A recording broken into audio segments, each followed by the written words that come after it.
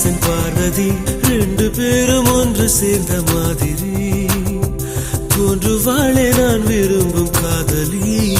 அவளது அழகெல்லாம் எழுதிட ஒரு பாஷை இல்லையே. அவளை நான் அடைந்த பின் உயிரின் மேல் ஒரு ஆசை இல்லையே. பூவாடை கொண்டாடும் தாய் பூமியை பார்த்து சந்தோஷம் கொண்டாடும் என் காதலை பார்த்து கொண்டாட்டம் கொண்டாட்டமே.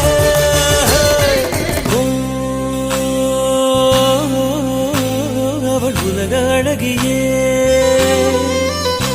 நெஞ்சில் விழுந்த அருவியே. அவள் உலக அழகியே நெஞ்சில் விழுந்த அருவியே.